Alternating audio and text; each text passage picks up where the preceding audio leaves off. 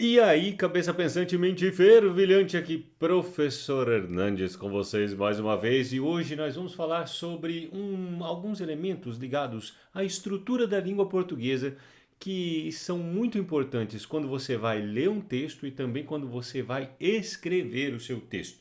Então, neste momento, eu quero que você preste muita atenção em algumas questões que nós estamos falando sobre orações. Se você ainda tem dúvidas sobre sujeito, sobre objeto direto, objeto indireto, sobre as funções sintáticas, calma, que ainda não é o momento da gente falar sobre isso.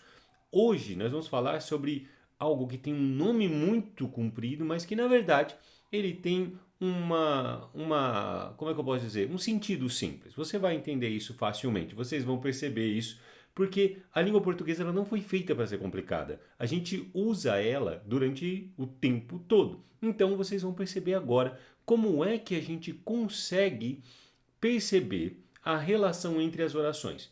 Você vai precisar saber o que é verbo. E a partir disso, a gente vai ver e vai estudar o sentido de como funcionam tanto o verbo, quanto a oração, quanto as orações. E nesse caso, nós vamos falar sobre orações adjetivas.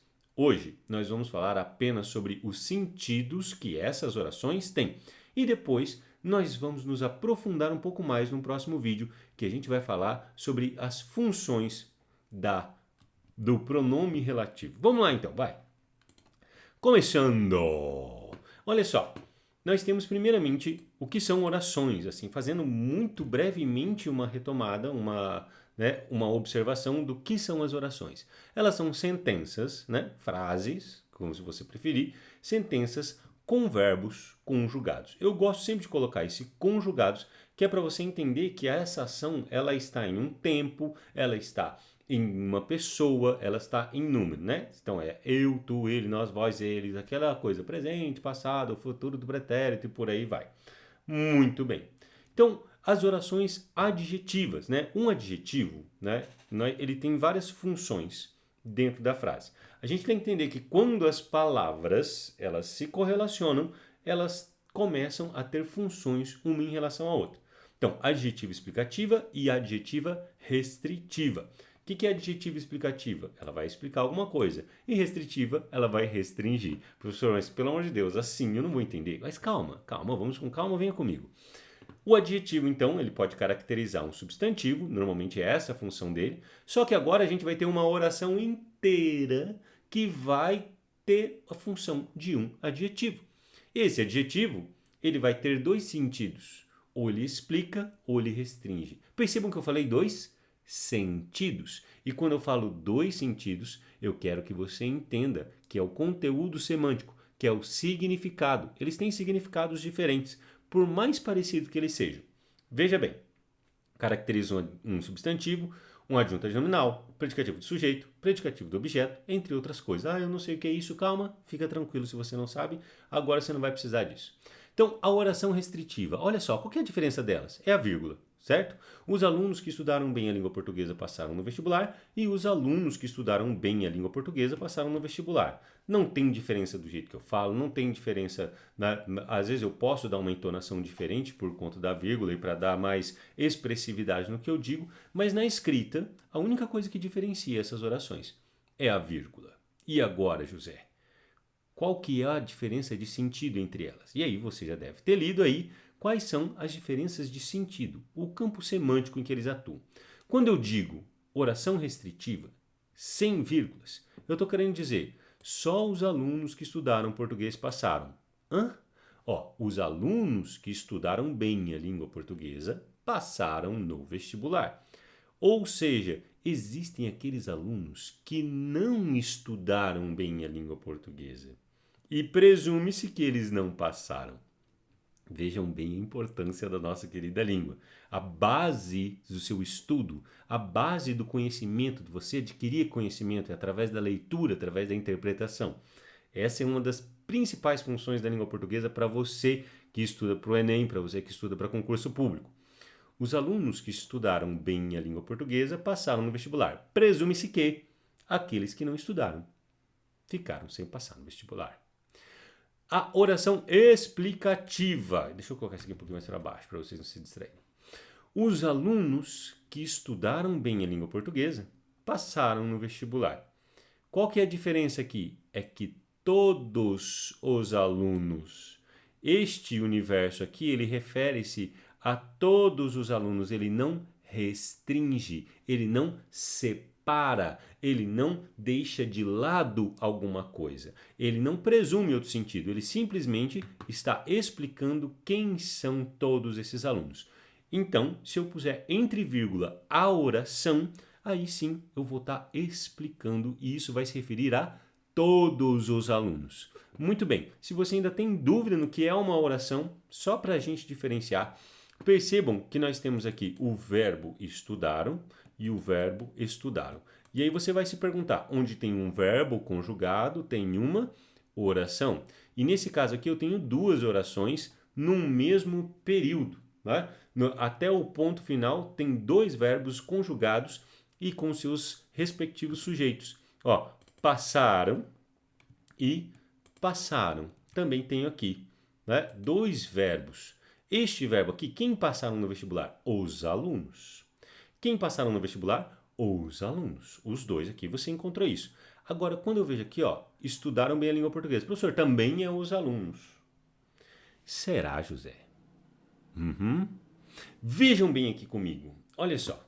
Quando eu coloco os alunos que estudaram bem, este que aqui, bem do bonito, este quezinho aqui, ele está tendo uma função dentro dessa oraçãozinha aqui, ó, que estudaram bem a língua portuguesa. A gente tem que imaginar como se essa daqui fosse uma outra oração. E, na verdade, ela é. Eu quero dizer como se ela fosse uma outra oração em separado. Olha lá, se eu coloco assim, os alunos que estudaram bem a língua portuguesa. Este que, a gente chama ele de pronome relativo. Por quê? Porque ele retoma esses alunos aqui. Então, este que, ele tem o mesmo sentido, o mesmo campo semântico. Vai se acostumando com essas palavras. Sentido, semântico, significado. Quando você tem este que aqui, retomando esses alunos aqui, ele está retomando o sentido de alunos. Mas ele não está retomando a palavra alunos necessariamente. Então, o que você tem aqui? Ó? Este que, ele começa uma outra oração. Que estudaram bem. Quem estudaram bem? Você vai falar assim, os alunos, mas não está escrito alunos aqui. Isso que eu quero que você entenda. Quando a gente tem a sintaxe, a gente tem que ver a correlação entre as palavras. Então, qual palavra está se correlacionando com estudaram? Que. O que tem o sentido, o significado de alunos. Ele retoma, ele é um pronome relativo, certo? Por isso que ele fica aqui na função de sujeito, como você já viu aqui embaixo. Vamos ver um último exemplo e aí a gente finaliza essa ideia. Olha lá, quando eu tenho sujeito, essa hora que o Word começa a ser mal educado, ele para de responder a gente. Vamos seguir. As cartas que estão na gaveta são para você.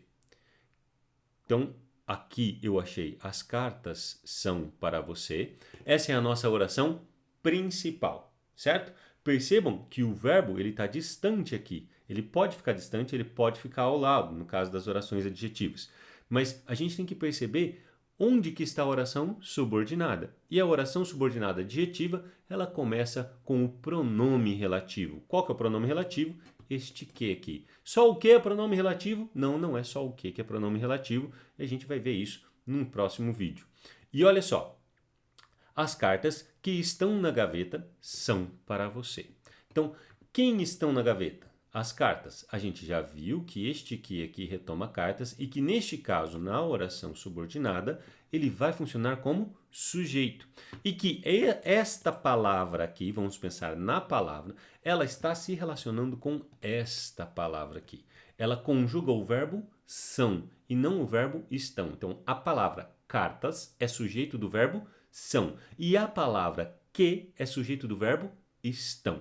É como se eu pensasse que tivessem duas orações separadas, dois períodos. E eu resolvi juntar esses dois períodos por conta da economia linguística, que a gente faz, né, uma junção para ficar mais rápido a fala, para ter mais palavras com mais sentidos em menos tempo. É esse um dos objetivos da língua, né? Ficar cada vez mais curta para a comunicação acontecer cada vez mais rápido. Muito bem. Então aqui é como se a gente tivesse as duas. As cartas são para você, as cartas estão na gaveta. Então as cartas que estão na gaveta são para você. Eu poderia colocar as cartas que são para você estão na gaveta? Sim, eu mudaria qual é a oração subordinada neste caso. Meus nobres, se vocês tiverem alguma dúvida, deixem aqui nos comentários.